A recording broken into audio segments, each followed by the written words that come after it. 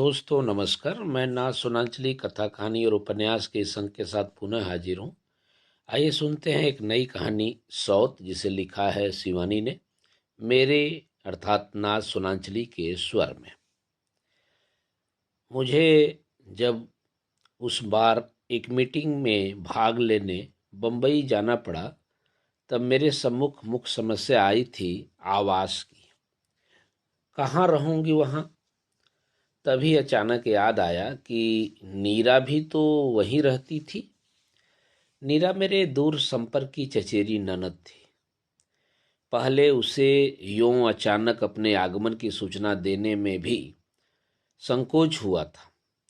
जनसंकुल बंबई का जीवन कितना कठिन है, वहाँ के संकुचित सीमित आवास में आतिथ्य निभाने में मेजबान के प्राण कैसे कंठगत हो जाते हैं, यह सब जानकर भी मुझे नीरा को लिखना ही पड़ा था, क्योंकि किसी होटल में रहने का साहस अंत तक मैं सजो नहीं पाई। नीरा का फ्लैट छोटा होने पर भी बड़ा सुंदर था।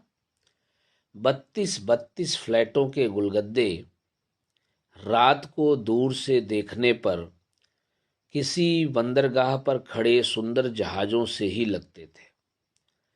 नीरा को बंबई का जीवन बहुत पसंद था। 3 वर्षों के बंबई प्रवास ने उसका कायाकल्प कर दिया था। वैसे भी वह पिथौरागढ़ के उस अनजाने ग्राम से बंबई आई थी, जहां उसके विवाह तक कुमायूं मोटर यूनियन की बस भी नहीं पहुंच पाई थी। उन दिनों मोटर रोड का निर्माण कार्य चल ही रहा था। मुझे आज भी याद है, लगन का समय बीता जा रहा था और उसकी बारात नहीं पहुंची थी। बड़ी देर बाद उसकी बारात के थके मादे बाराती बिना किसी बैंड बाजे के ऐसे चले आए थे जैसे कोई मातमी जुलूस हो। पहाड़ी लद्दू घोड़े में बैठा उसका सजीला दुल्हा भी वर्षा की बौछार में भीग भाग एकदम ही अनाकर्षक लग रहा था। उधर नीरा आकर्षक न होने पर भी कामदार लहंगे दुपट्टे में बड़ी प्यारी लग रही थी।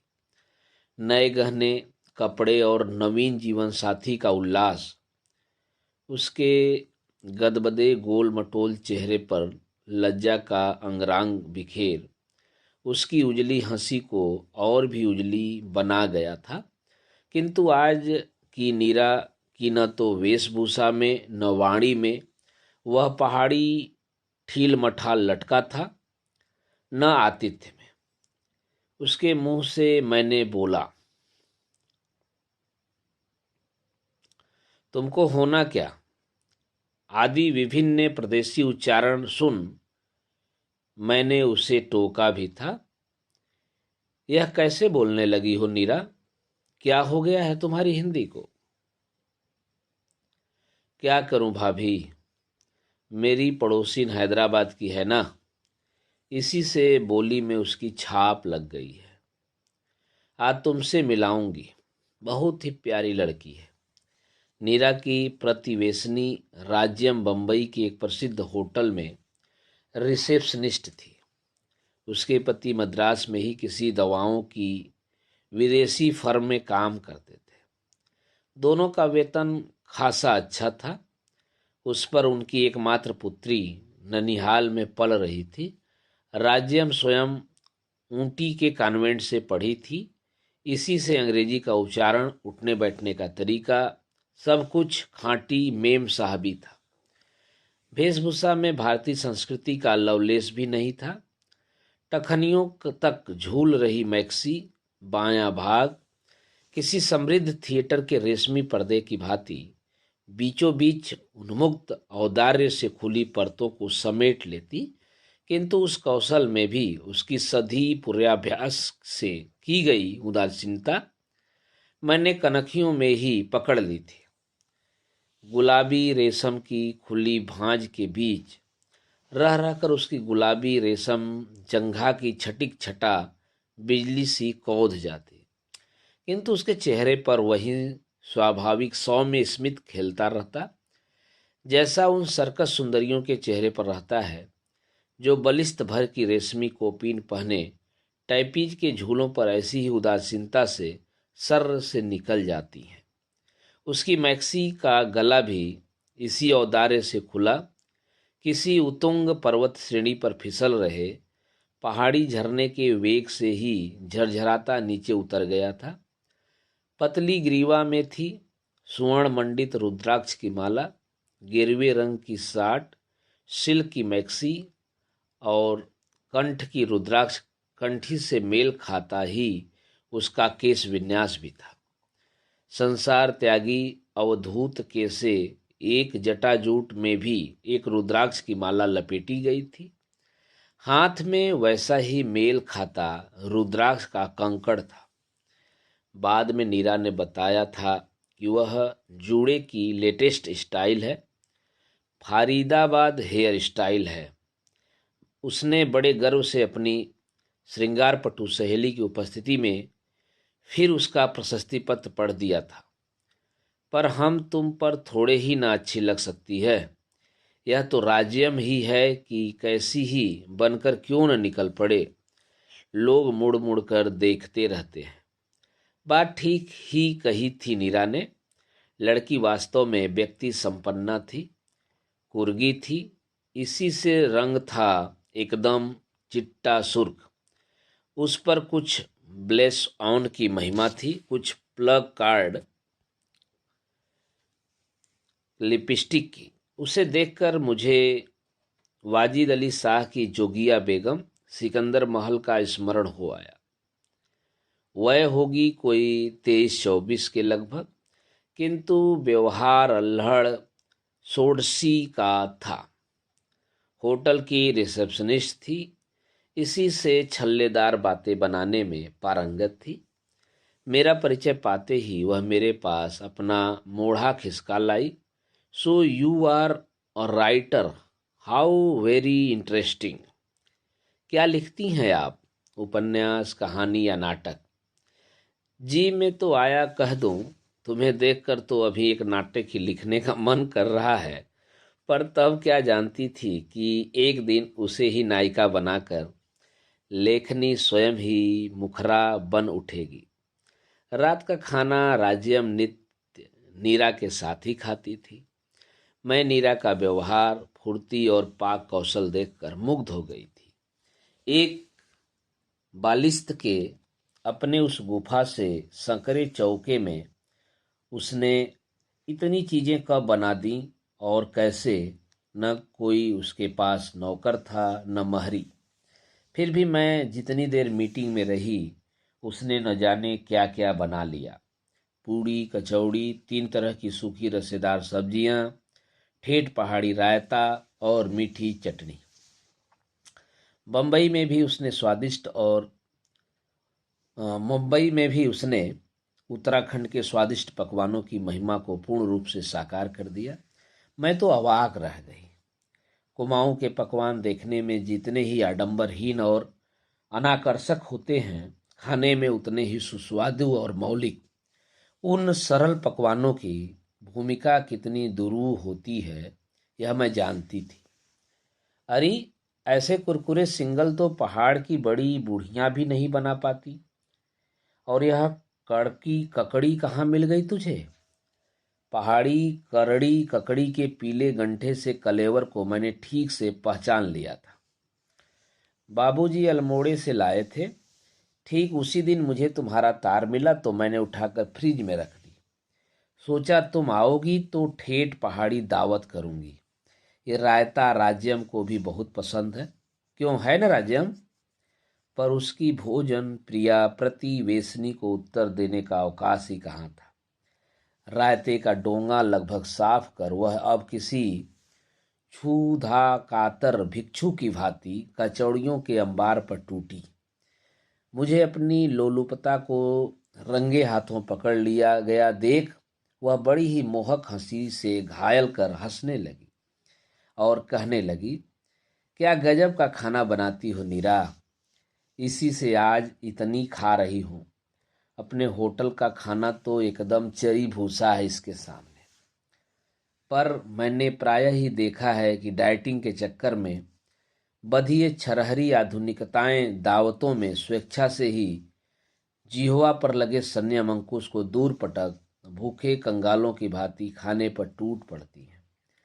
क्यों? तुम्हारे सुविख्यात होटल में तो सुना चित्र जगत के सितारों का नित्य मेला जुटा रहता है और वहां उनके नाम कई कमरे अस्थायी रूप से आरक्षित रहते हैं। मेरा स्वर शायद कुछ अधिक व्यंग्यात्मक हो उठा था। अजी उनकी बात छोड़िए। अब वह दो कचौड़ियों को रोल कर आलू दम के एक भीम आलू से पेट फुला बड़ी नजाकत से कुतरती हुई कहने लगी, वे क्या वहां खाना खाने आते हैं? फिर वह कुटिल रहस्यमयी कनखियों से मेरे नंदोई को देखकर मुस्कुराई। वह मुझे अच्छा नहीं लगा। अपने कहानी उपन्यासों में ऐसी असंख्य प्रेमासिक्त कुटिल कनखियों का वर्णन करते करते अब किसी भी स्वयं दूती नारी के अंतर्मन के छायाचित्र को मैं न चाहते पर भी किसी एक्सरे प्लेट में उभरे भग्न अस्थि कोटर सा स्पष्ट देख लेती हूँ। उस दिन दावत लगभग 3 घंटे चली थी। इस बीच उस चपला सुंदरी प्रति वेसनी की उपस्थिति ने मुझे अपनी सरल ननद के अदृष्ट के प्रति आशंकित ही किया था। खाने के बाद अचानक याद आया कि मीठी खीर के पश्चात वह अत्यंत अनिवार्य भारतीय मुख शुद्धि का प्रबंध करना भूल गई थी। हाय राम, मैं तो भूल ही गई थी कि आप पान खाती हैं। वैसे तो चौपाटी दूर नहीं है, पर अरे क्या पर करता।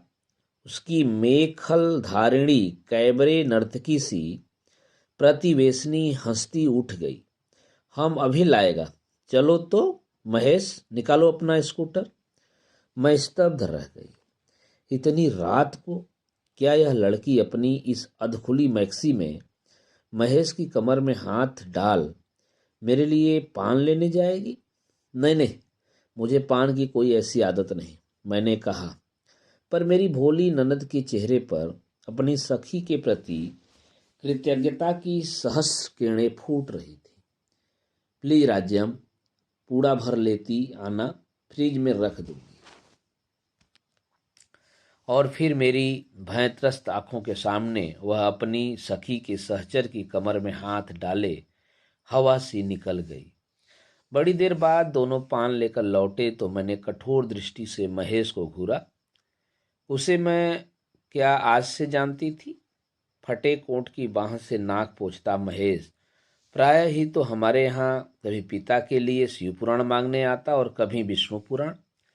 उसके पिता गोविंद बल्लभ पांडे हमारे कुल पुरोहित थे और मेरा ही नहीं, मेरे सब भाई बहनों की षष्ठी पूजन उन्होंने किया था। मैं देख रही थी कि महेश मेरी आंखों से आंखें नहीं मिला पा रहा है। जब नीरा की प्रतिवेशनी विदा हुई तब वह मेरा बिस्तर लगाने मेरे कमरे में आई। भाभी, कैसी लगी मेरी सहेली? है न गजब की लड़की? इसके होटल में कोई भी वीआईपी अतिथि आए, इसकी ड्यूटी न हो तब भी इसे बुलाया जाता है। मैं समझ सकती हूँ, तुम्हारी सखी के व्यक्तित्व की सृष्टि ही विधाता ने पुरुषों का आतिथ्य निभाने के लिए ही बनाया है, मैंने कहा। पर भोली नीरा ने मेरे उत्तर के व्यंग को एक कान से सुन दूसरे कान से निकाल दिया।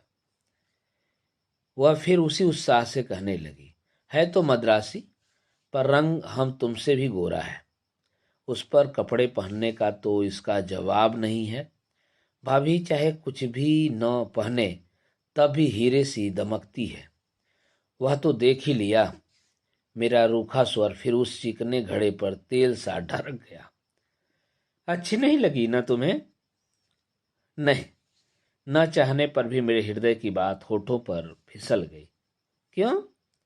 चादर की सिलवटें ठीक करते उसके दोनों हाथ रुक गए। इसलिए कि मुझे स्कूल कॉलेज न जाने वाले लड़के और ससुराल न जाने वाली लड़कियां जरा भी अच्छी नहीं लगती, मैंने हंसकर कहा। तो क्या हो गया? उसके पति तो यहाँ आते रहते हैं, फिर बेचारी करे भी क्या? सास बेहद तेज हैं। मैं 3 दिन तक नीरा की अतिथि बनी रही और उन दिनों की संक्षिप्त अवधि में ही उसकी उस चतुराप्रति वेशनी का व्यवहार मुझे स्तब्ध कर गया। नित्य प्रायः वह महेश के ऑफिस जाने तक नीरा के यहाँ ही डटी रहती। मैं अपने कमरे से ही देखती वह महेश के कमरे में बैठी खिलखिला रही है और मेरी मूर्ख ननद चौके में भाड़ झोंक रही है। चाय नाश्ता वहीं से लेकर वह होटल जाती, 5 बजे लौटती। फिर अपना ताला खोलने से पहले वह नीरा की ही घंटी बजाती। रात को भी उसका खाना नीरा के यहाँ ही रहता। बड़ी रात तक ताश चलता। गिलासों की खनक से ही मैं जान जाती कि ताशों के जोर जोर से पटके जाने और असंस्कारी कहकहों के पीछे किसी गहरे जलपान का बहुत बड़ा योगदान है। स्कूटर की घर घर सुन मैंने खिड़की से झांका था। महाराज पृथ्वीराज की मुद्रा में महेश पीठ पीछे लिपटी संयुक्ता को लेकर शायद मेरे ही लिए पान लेने जा रहा था। जी में आया उसी क्षण अपनी उस सांसारिक बुद्धिहीना ननद को कमरे में बुलाकर झापड़ कस दूं, पर 3 दिन के लिए जिस स्नेही ननद के गृह में अतिथि बनकर आई थी, उसके निर्मल चित्त में संदेह का व्यर्थ बीजारोपण कर मुझे मिलता भी क्या। हो सकता था वह संदेह मेरी आवश्यकता से अधिक संस्कारग्रस्त देहाती चित्त की कल्पना मात्र हो, क्या पता। आधुनिक पतिव्रता की मान्यताएं अब हमारी मान्यताओं से भिन्न हों, वह पति को ऐसी स्वतंत्रता स्वेच्छा से ही दे देती हो। फिर भी चलते चलते मैंने उसे सावधान कर ही दिया। देखो नीरा, तुम बहुत भोली हो। फ्लैट का जीवन निश्चय ही कुछ अंशों में मनुष्य के जीवन को अनुभव से समृद्ध करता है, किंतु इसके लिए तुम फ्लैट वासियों को अपनी एक बहुमूल्य धरोहर खोनी भी पड़ती है। वह है तुम लोगों की प्राइवेसी। किसी भी परिवार के सुख के लिए इस प्राइवेसी का अक्षुण्ण रहना अनिवार्य होता है। यहाँ तो तुम्हारी एक छींक, खांसी या डकार तक पर तुम्हारा अधिकार नहीं रहता। उसी क्षण वह दूसरे परिवार की छींक खांसी बन जाती है। तुम्हारी सखी से तुम्हारी ऐसी मैत्री देखकर बड़ा आनंद आया, किंतु एक अंग्रेजी की कहावत सुनी है, अंतरंगता घृणा की जननी होती है, इसे मत भूलना। नीरा बोली, हाय भाभी, तुम्हें क्या लगता है कि मैं किसी से लड़ूंगी? मैं फिर कह ही क्या सकती थी।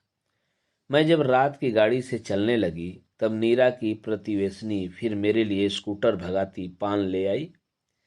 मैंने पूड़ा बटुए में डाल दिया और जैसे ही स्टेशन पीछे छूटा, मैंने बधा पूड़ा खिड़की से बाहर फेंक दिया।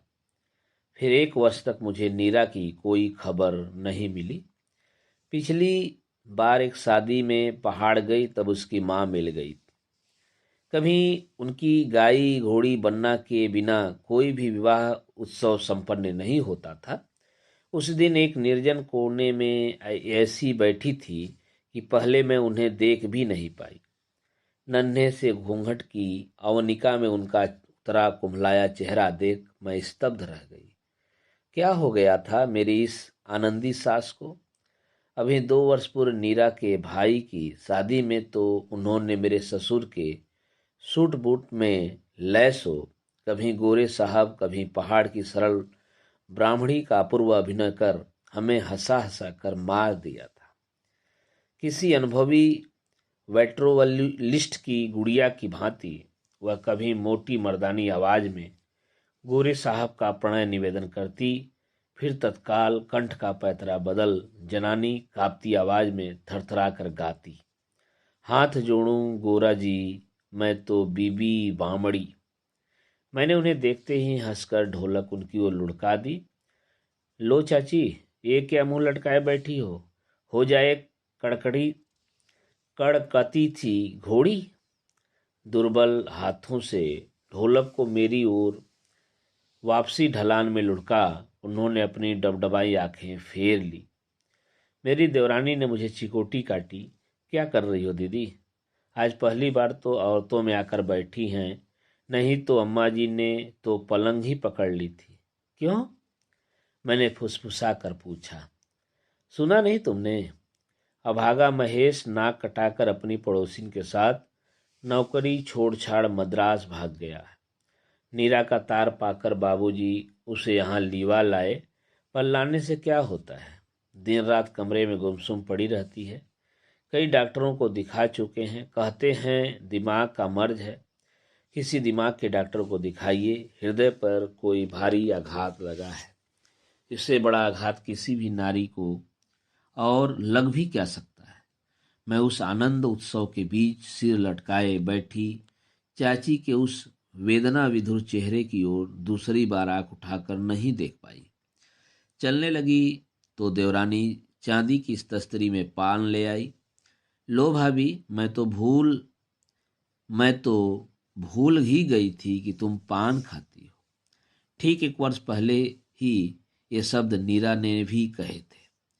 नहीं, मैं अब पान नहीं खाती, कह मैंने तस्तरी खिसका दी और उठ गई। वैसे तो नीरा की सौत मेरे लिए पान लेने न जाती तब भी होनी होकर ही रहती, पर मुझे बार बार यही लगता था कि वह पृथ्वीराज संयुक्ता की जोड़ी आधी आधी रात को मेरे लिए पान लेने न जाती तो शायद नीरा का उतना बड़ा सर्वनाश भी नहीं होता। दोस्तों, अभी आप सुन रहे थे शिवानी द्वारा लिखित कहानी सौत का वाचन मेरे अर्थात ना सोनांचली के स्वर में। धन्यवाद।